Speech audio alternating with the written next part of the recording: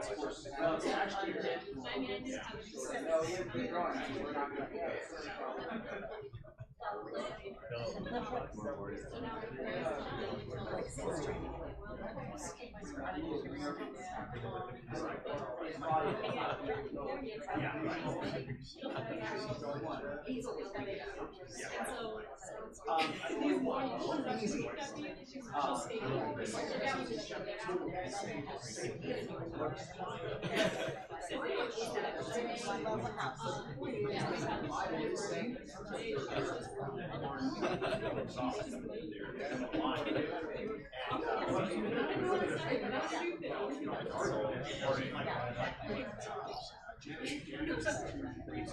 Doesn't bother me. that battle, Moses, Bible says they were doing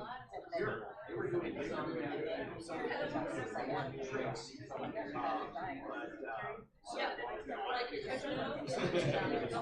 I would say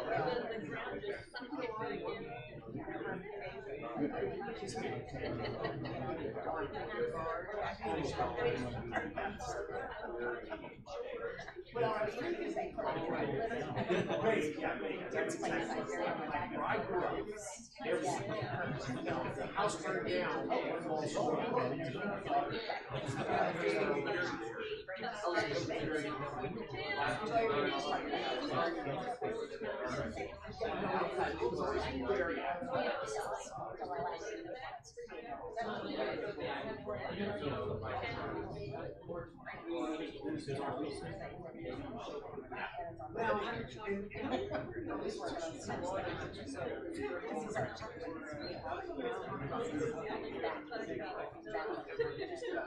I don't know that. I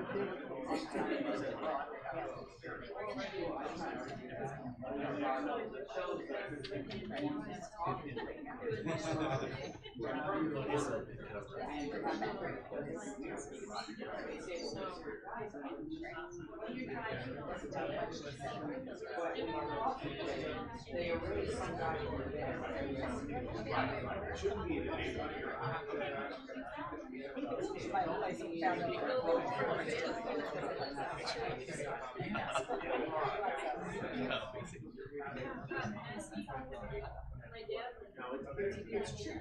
Like I said, but I would say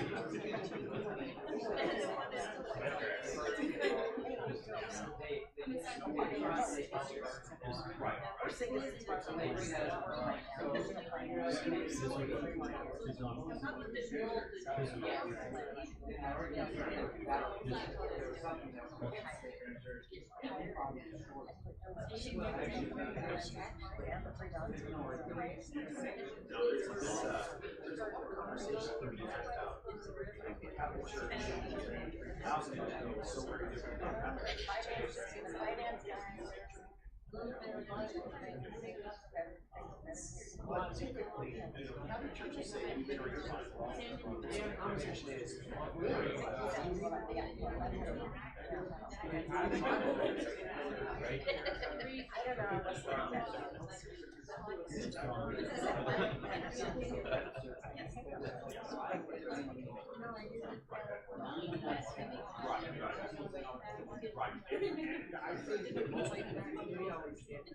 Just punch it when it turns on his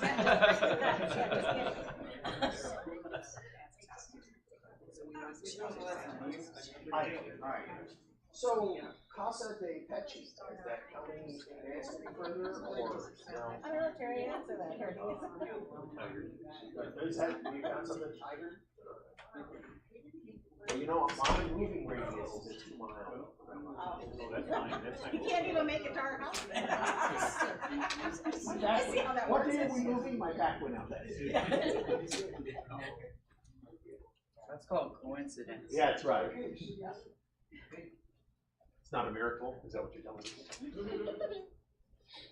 No, you just picked up something purposely the day before to throw you back out. I walked up here, but we still have a minute, so just keep it. The hush just fell over. The hush fell over. So you got the hush button. Yeah. Boy, if I had a hush button, Mrs. Haynes would use that on me. Mute button? Yeah, if I had a mute button, she just the other day made the comment of wishing she had a Brian filter.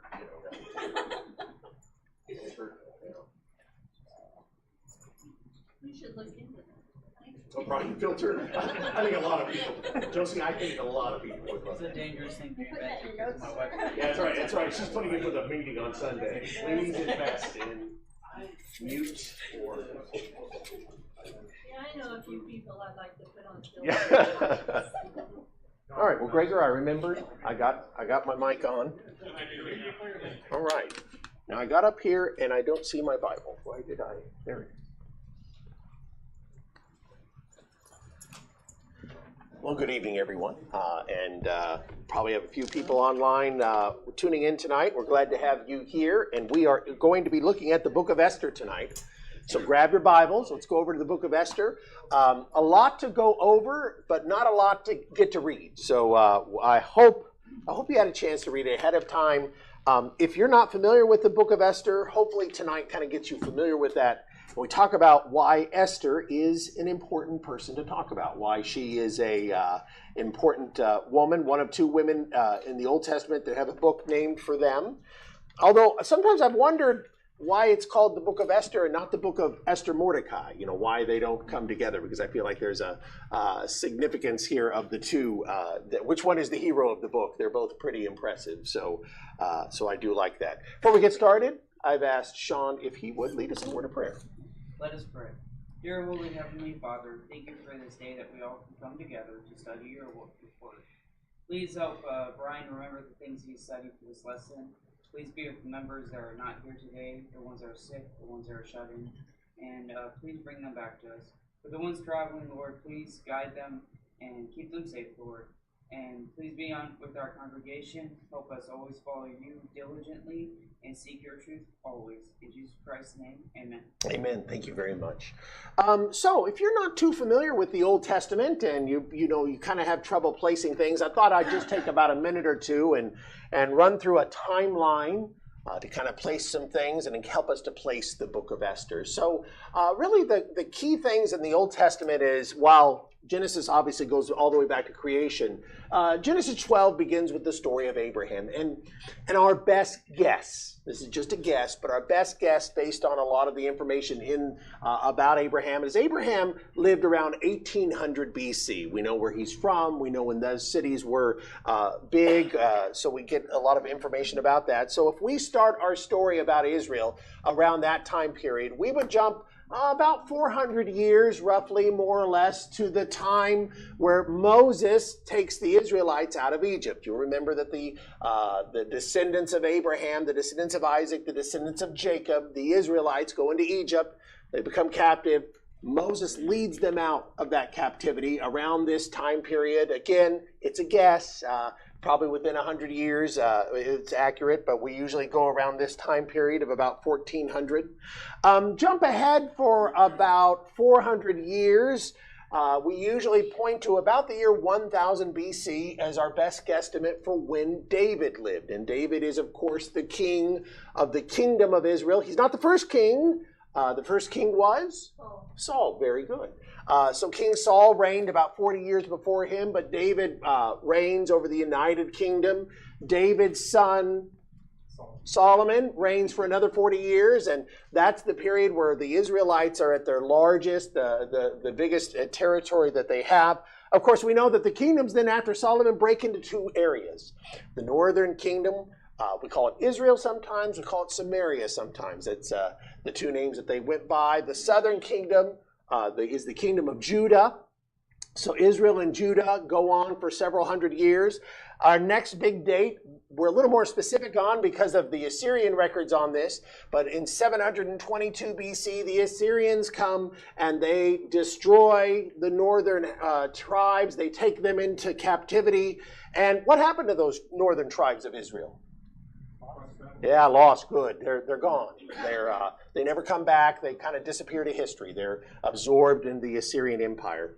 Well, the southern tribe of Judah goes on a little further. A few weeks ago, we talked about King Hezekiah and how he resisted the Assyrians, and there's some really cool historical artifacts about his resistance and about, the Sennacherib prism and things like that. But it was in the year 586, again, a date we're really specific about.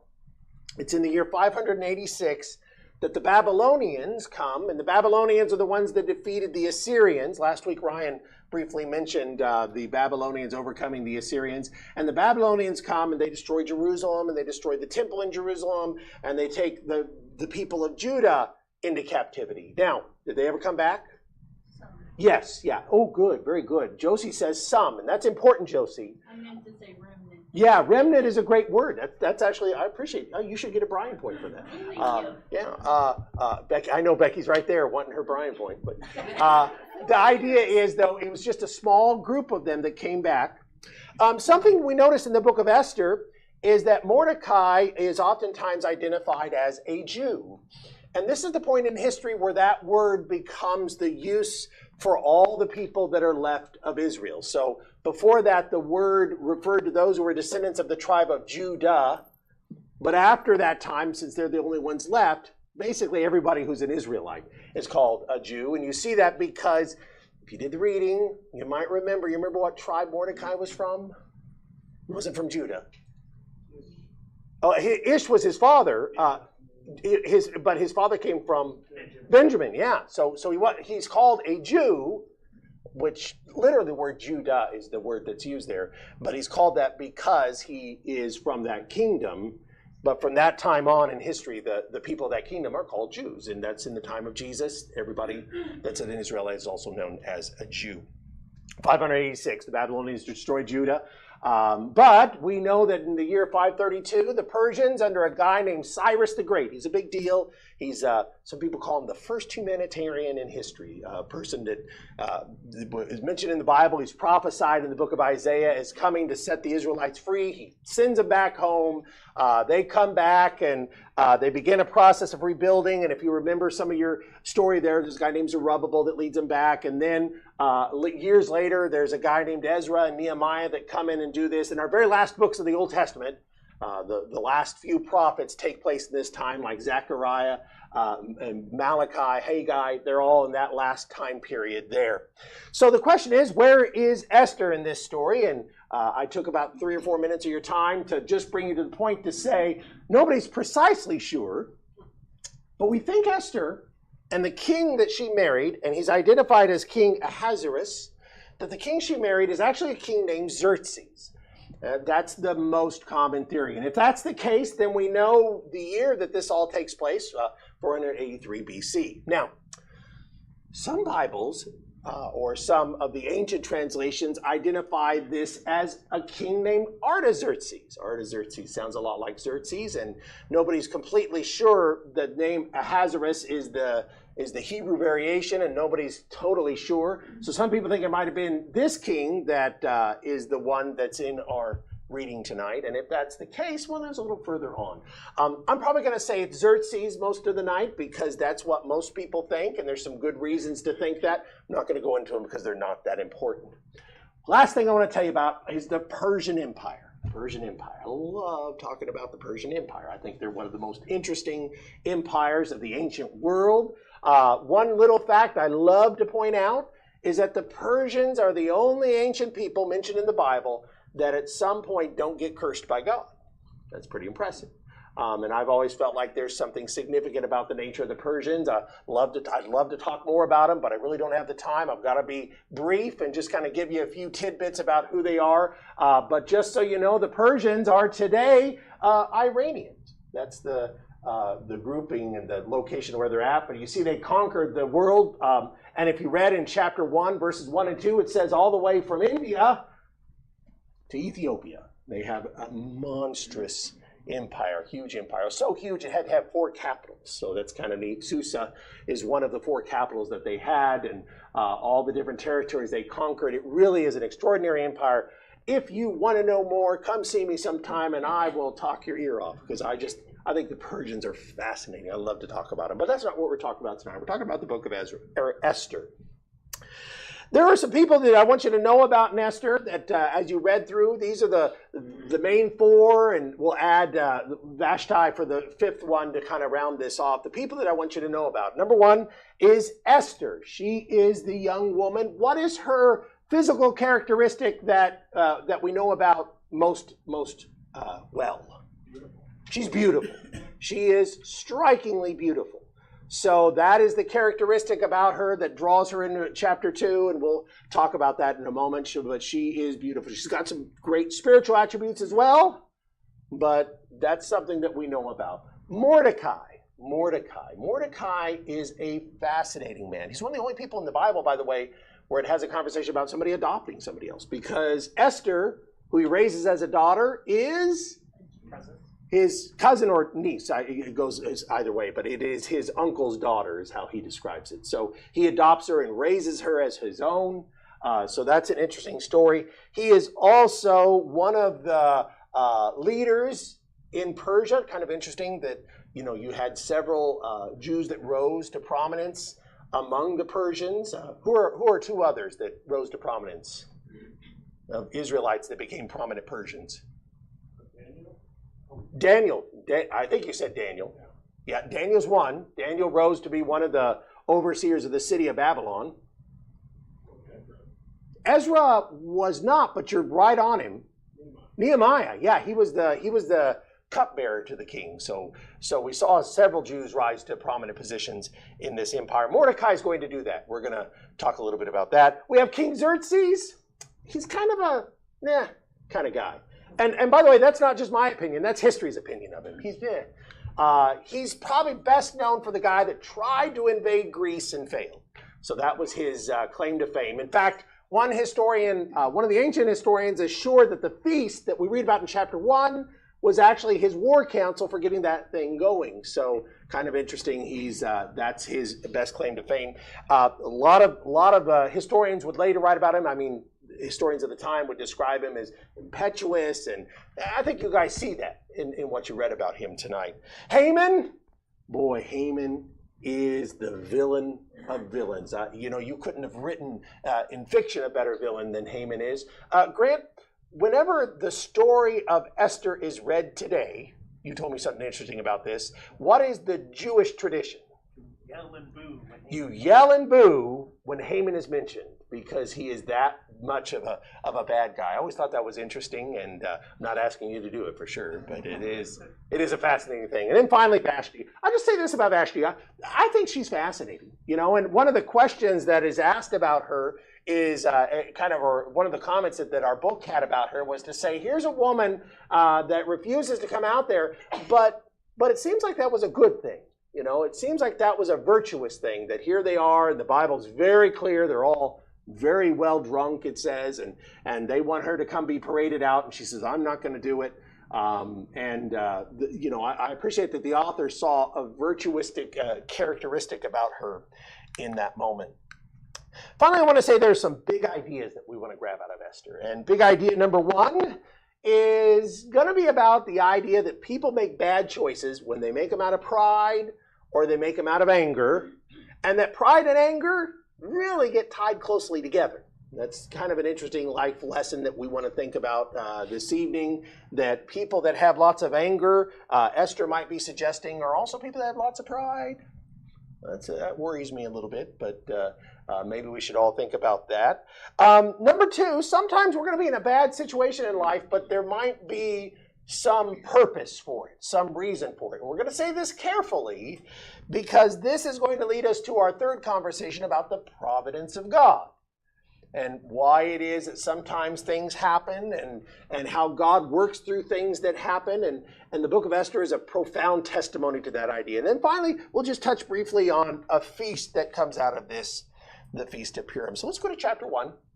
As I said, we won't have time to read. I think I'll just read one portion of chapter 4, and that's really it.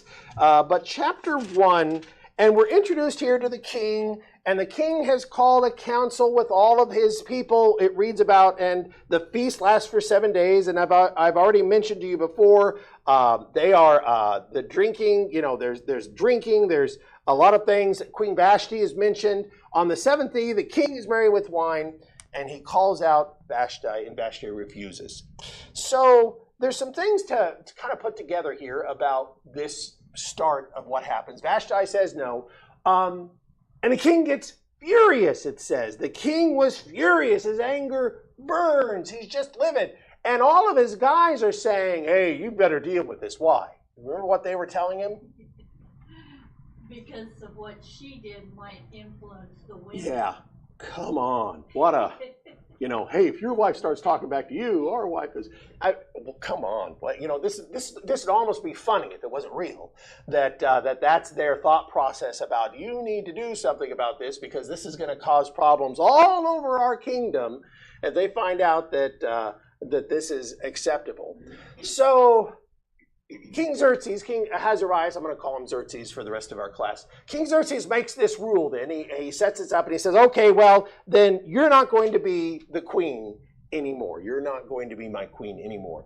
One of our questions is this. What do we learn, or what is told to us about the nature of Persian decrees, especially if you're looking at verse 19, royal decrees? What do we learn about that? Go ahead, Josie.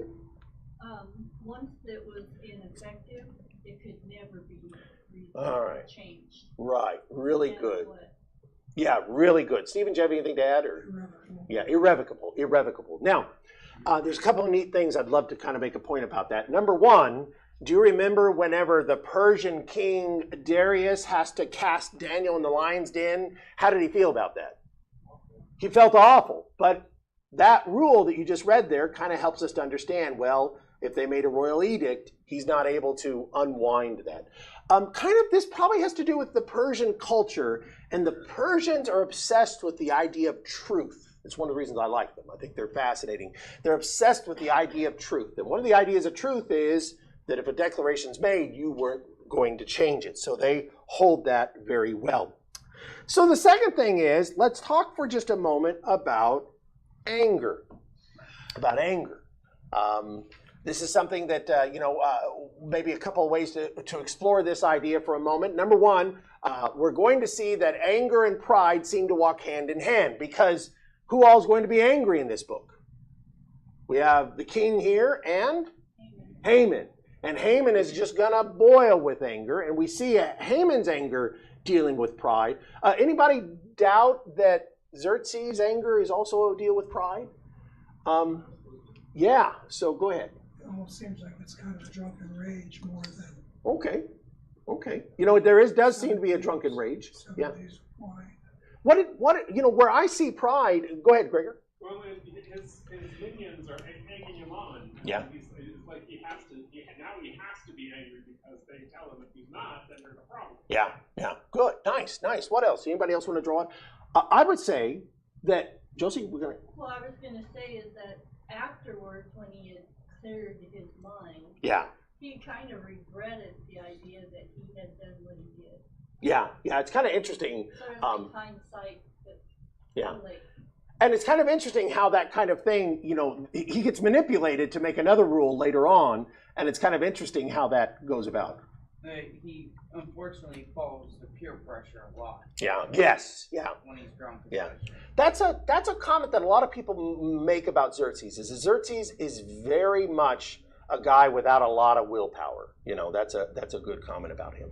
Pride and anger. One of the things I see here is that a good reason that I suggest that they're connected here is that I would suggest that he's been embarrassed, and that a lot of his anger is tied to being embarrassed, and that because he's embarrassed, it connects to pride.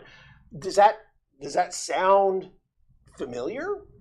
I could say that there are times where something has embarrassed me, and anger was the result of that. So let's say this. What does the Bible say about pride in general?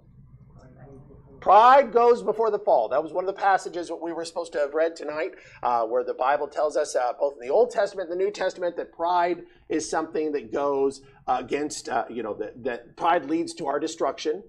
There's a number of proverbs that say that. In the New Testament, the repeated statement about pride is that God resists the proud. So we have those statements there about pride. Anybody else have something to throw at that? Go ahead. Well, if you look at some of the kings of Israel and Judah, their pride is what unfortunately gets them always killed.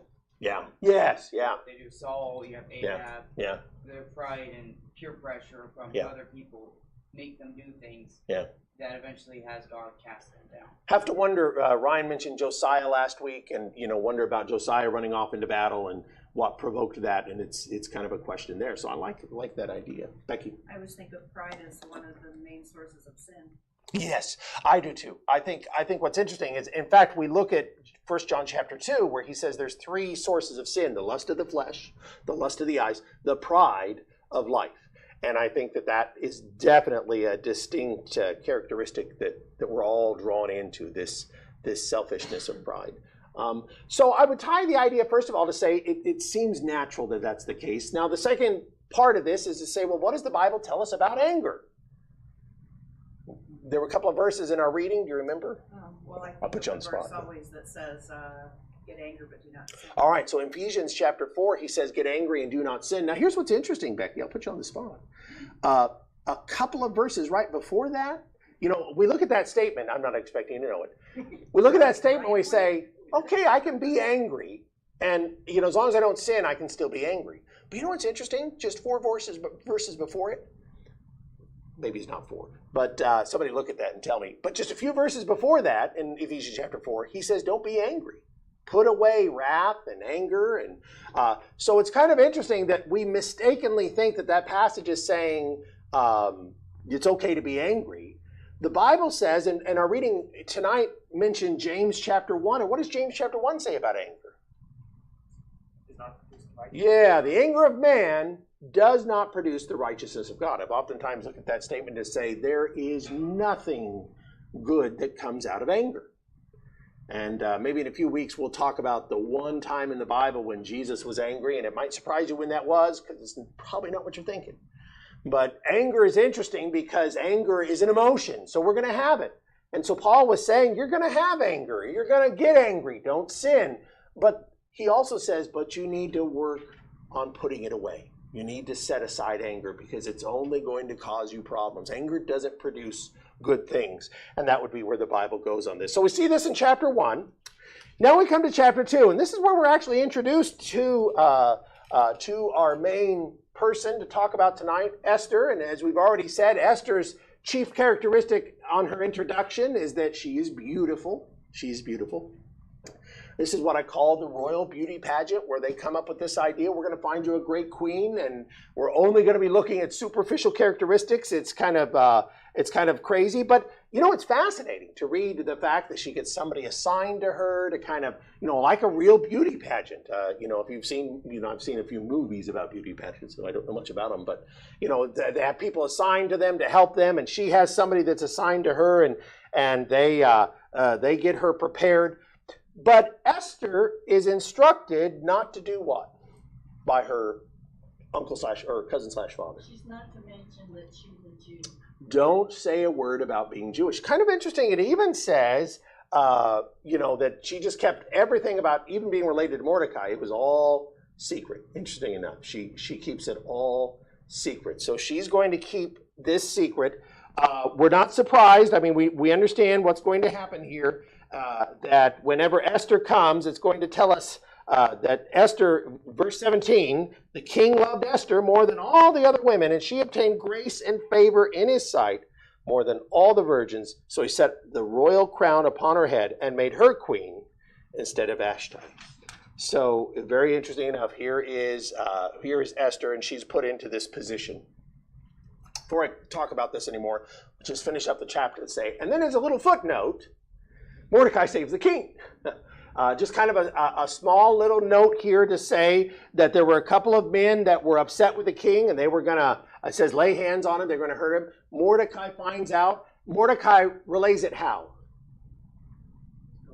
Yeah, he goes to Esther. He brings this to Esther, and Esther brings it to these men. They are put to death. It is chronicled in the Chronicles of the Kings of Persia. So kind of an interesting little note. That's, of course, if you've ever heard the expression that Chekhov's gun, it's something that's going to come back later in the story and be important. So we kind of have that little thing here that's going to come back in a moment. So let's think for a second about what it's like to be Esther. And you notice that I kind of say this is the chapter where it's kind of, you know, you think it's great, you won the beauty pageant, but what did she really win here? What did she really win, Gregor? A life of slavery. A life of slavery, of being shut up in a place. You know, the word harem gets thrown around several times too. Married to what kind of guy? Sure. Yeah, effectively the guy that in drunken rage got rid of the last queen, so you don't feel too comfortable in this position as well. As I've already said, a lot of historians had a lot of bad things to say about him. He's impulsive, he doesn't, you know, he's easily swayed. I would suggest to you that this wasn't a, yay, I'm the queen kind of fairy tale. This was, my life is over. I've just been, you know, this terrible thing has happened and it's not what I wanted to happen. And she's being put in a really tough position. Now, to be fair, it's never specified her attitude about this, but I think that there's a lot of reasons that we can assume that this really probably wasn't a good thing. It never really tells us one way or the other. Anybody have a comment on that or a thought about that? Go ahead, Sean. You see that throughout history, though. Kings, right. They look for the most beautiful woman, and then once they're not impressed with the woman or something, they go for another one. And it's not really a secure position. You see with the previous queen, she slightly upsets the king, and she's gone. Yeah. And that's always been a problem throughout history with these things. Yeah, ask Mrs. Henry VIII. You know, it's it really is a miserable thing to be married to somebody that is a dictator like this. You know, I just can't imagine, as I said, how rough this would be. Go ahead. Like, you know, we know Esther must have, you know, had some good attitude about all of this, because it talks about how every person that she meets, she wins. You know, everybody likes Esther. Yeah. You know that. You know, even though she's going through some of the worst things you can imagine, she seems to be taking it very well. Yeah, I agree that does seem to be that she has a very upbeat, positive attitude. So there's something about that to be said, that even in the worst of circumstances, these things go well. So chapter 3, let's talk some more about pride and anger. When this time we get to talking about our guy Haman. We meet Haman for the first time. Kind of interesting about Haman, the son of Hammedatha, the Agagite. It's always been a tradition in like the ancient Jewish writings of the Talmud and such, that the Agagite that they're referring to here is whom? Anybody know? The Amalekite king Agag, yeah. That the Amalekite king Agag, who was supposed to have been put to death by King Saul, who, because King Saul didn't put him to death, this is back in 1 Samuel chapter 15, that because he didn't put him to death, he lost his kingdom, God took it away from him, that this Amalekite king, that Haman is a descendant of him. I'm not always sure if that's exactly what the text is saying, but I do want to say it is a very old tradition, and I put a lot of weight in something like that, going back to the time of Christ, that they thought that this was the case. So I think that's a very interesting point.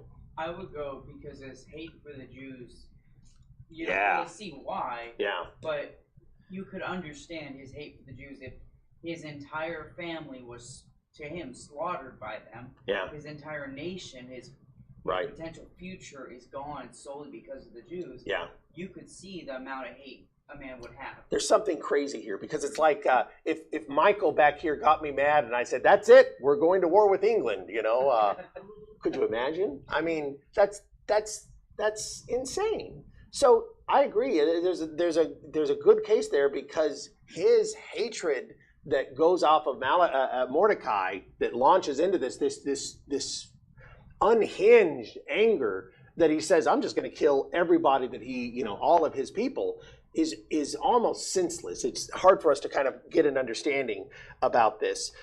So let's start off by saying, why is Haman hate Mordecai, and then by extension the Jews?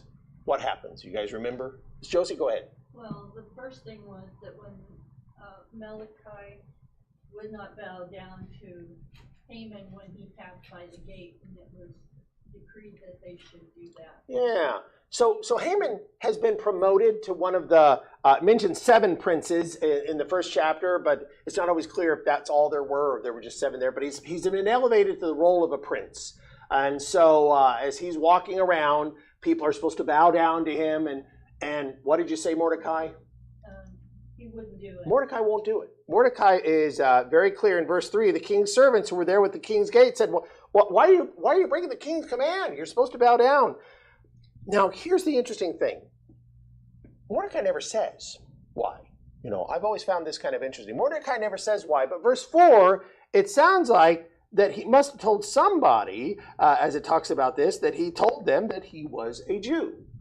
And so there's some sense where, because he's a Jew, he won't bow down to Mordecai.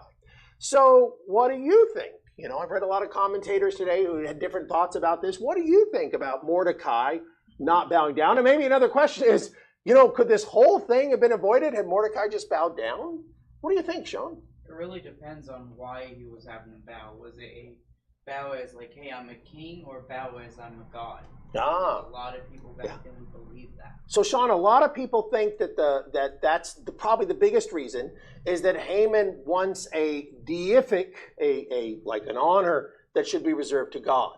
And so they say perhaps that's Haman's big hang-up here, as he won't bow down that way. So that's good. What else do we got? Anybody else have a thought? Why do you think? So some people say, well, maybe him being an Agagite, a descendant of Agag, this enemy of Israel, that might have something to do with it as well. I think that's the less likely, but I count it as likely and such.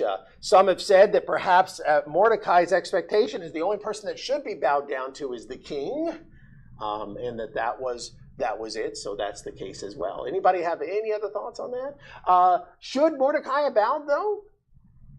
George, what do you think? Well, God always wants people to respect authority. Yeah. So I'm thinking what Haman wanted was going beyond.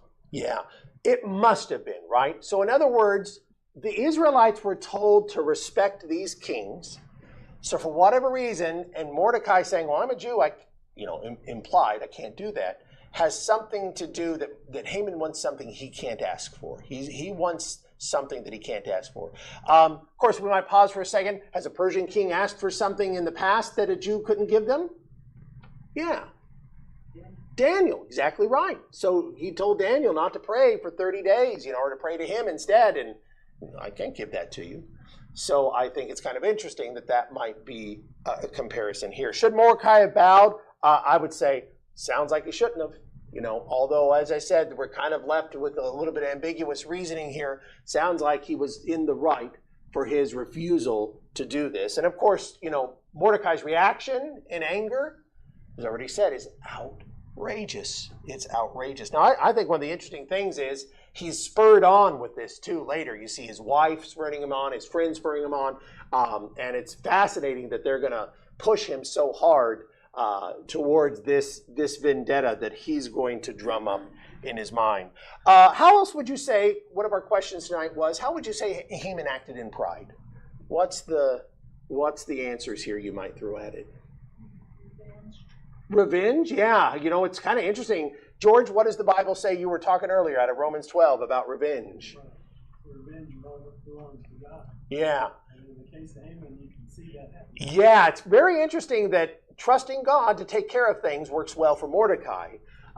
Vengeance is a very prideful thing. We think we're owed, that satisfaction, and that definitely would be a prideful thing. What else we got? Anybody else have a thought about that? Throw it out there. So like I said, I could see a lot of things. His pompous attitude about desiring to be bowed down. Again, the fact that he's embarrassed. I think that there's something to be said about an anger that comes out of embarrassment. And, he's filled with wrath.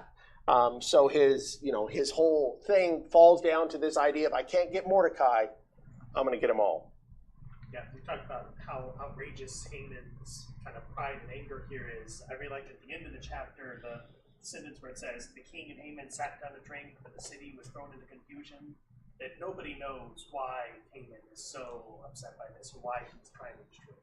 That is a fascinating observation. So the very last verse says that the city of Susa was thrown into confusion by what's happening here. So I appreciate that. It's a good point there. Haman comes up with a plan.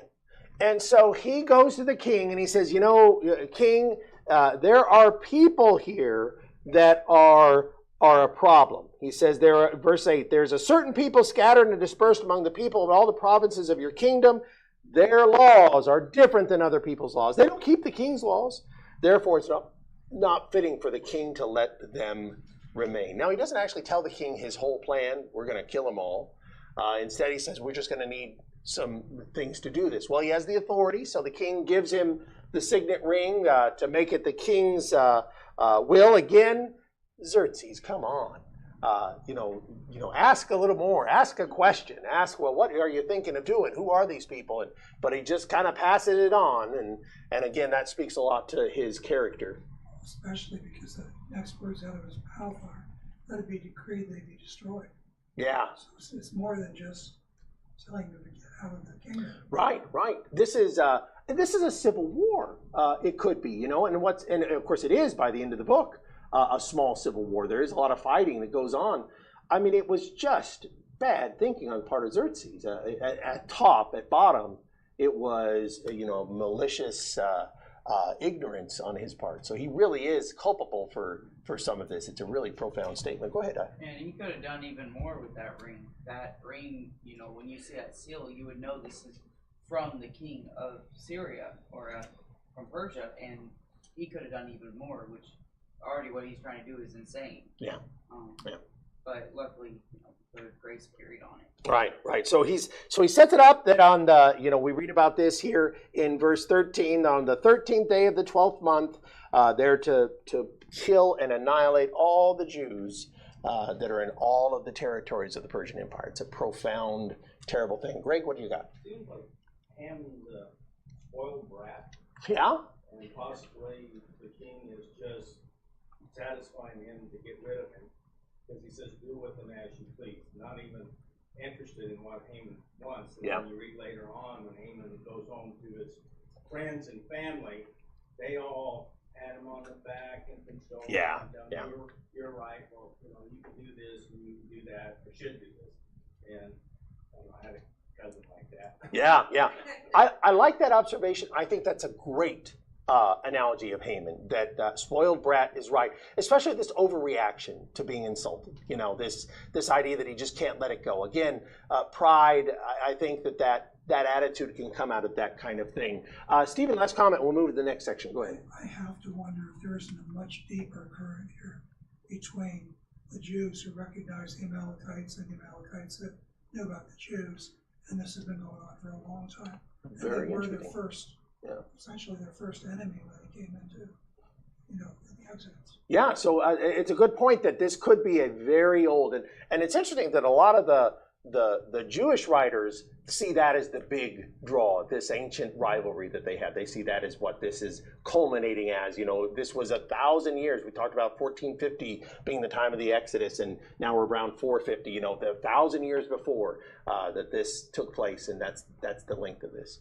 So chapter 4 now introduces us to Mordecai. Learning this, he goes into mourning. And you're familiar with what that looks like in verse 2, sackcloth, and he goes and cries and covers himself with ashes. Esther tries to, get dressed, and he won't do it. He's upset about these things. She's trying to get him to draw this down, and that's when in verse 8 he gives her a copy of this order, and this order is that she's going to be destroyed. So Mordecai says, well, here's what you need to do. You need to, and he tells it in verse 8 to her maid, and it comes to her in verse 10. What does he tell her to do?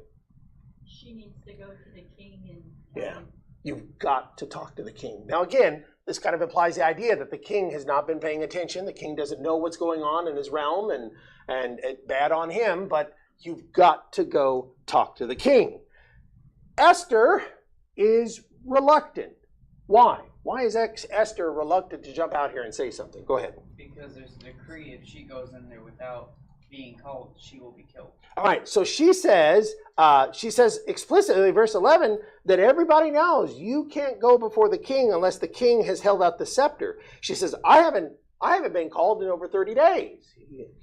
And what does Mordecai respond to that? Well, I'll tell you what, let's read it. Let's read this, verse 11.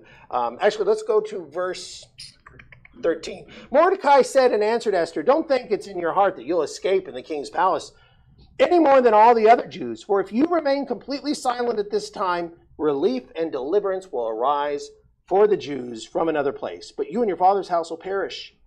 Yet who knows whether you have come to the kingdom for such a time as this. This is probably the most critical verse in Esther. I'm going to run us out of time. I've talked so long that I'm going to have to squeeze the rest of our study in just a couple of minutes. But this is probably the most important passage in this book. Mordecai doesn't know. God hasn't spoken to them. And that's one of the things you saw in the very beginning of our text, where it makes the point to say there's no mention of God in the book of Esther. God isn't revealing to them saying, hey, I got a plan to put Esther in place. He says, but what if everything you've experienced was meant to get you right here? You know, there's a lot of people tonight that are members of the Lord's church, that are Christians, because of a lot of terrible things that happened in their life. And you wouldn't want to have those things happen to you, but what if those things happened to you to bring you to the moment where you became a part of the kingdom of heaven? And I think we have to consider that this is how providence works. As I said, I wish I could spend more time talking about providence, but it's the idea to say that God is working, not in miraculous ways, but in ways that are common, that are ways that are just seen as natural. Verse chapter 2, a king decides to have a beauty pageant. God works through that to put one of his people, one of the Israelites of that time, one of those people on the throne to give her this opportunity. The second thing is that Mordecai says, well, if you don't do it, he says, God will still deliver us, but he won't deliver you. Because maybe that's exactly what your purpose is. I would love to spend a lot of time talking about the things that we're expected to be doing, and that God puts us in a situation to do, and the danger of saying, well, I'm not going to do it. Like Moses saying, well, I'm not going to lead the Israelites. You might remember that the Bible says God was angry with Moses over that. And so it would be a great point for us to do it. As I said, though, I've kind of talked us out of our time, so we're just going to have to say providence is a big deal. Providence is how God works to this day. God works through providence, through things that he brings about in our lives. And a lot of times we don't know for sure what's going on, but we know that if the opportunity is given for us to act, we're supposed to act. That's probably the biggest lesson about providence. It isn't about saying, is this, did God bring me to this moment? It's about, I have an ability to do something in this moment, and I need to do it. That's the real lesson that comes from this. Well, chapter 5 goes on that kind of interesting. Here is Esther's plan, and you probably remember that Esther's plan was that she's going to put together this feast. She's going to set the king up, and then she invites Haman, and Haman's real happy about this, right? It's kind of, I think it's kind of funny, in fact, in verse 14, his wife says to him, build the gallows to hang Mordecai, and then she says, build him 50 cubits, that's 150 feet. And in the morning, suggest the king Mordecai be hanged on it, and then merrily go to the king's banquet. Can you just see Haman skipping to this thing that he's going to? Now, by the way, in the middle of all this, King can't sleep one night. Maybe, again, the hand of God, perhaps. So he says, well, why don't you read to me some of my old chronicles? I think it's fascinating. But, he says, read me some of the things that happened in the past. So he starts reading, and he reads about how it was that Mordecai had saved his life. And so he says, wow, that person, verse 3, he says, what kind of honor was given to him? And they said, well, it looks like nothing. Looks like nobody said anything. Haman walks in. And one of the classic miscommunications of the Bible, one of the best ones, he says, Haman, what would you do to honor a man greatly? And Haman's like, well, let me tell you what. And Haman goes through this list of all the things and put him on a horseback, take him to the city square.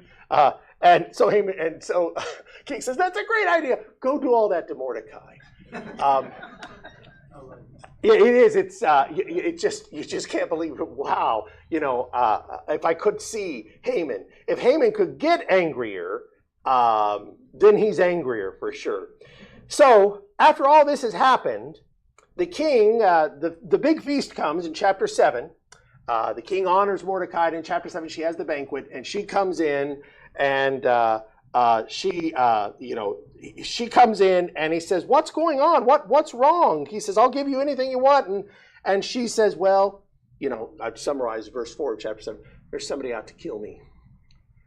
The king says, "Well, we're going to put an answer to that."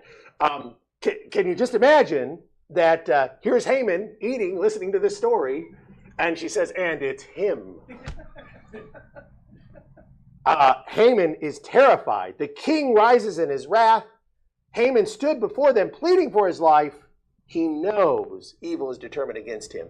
So one of the king's eunuchs just happens to say, "Hey, did you guys notice that there's gallows out there?" And the king says, "Yeah."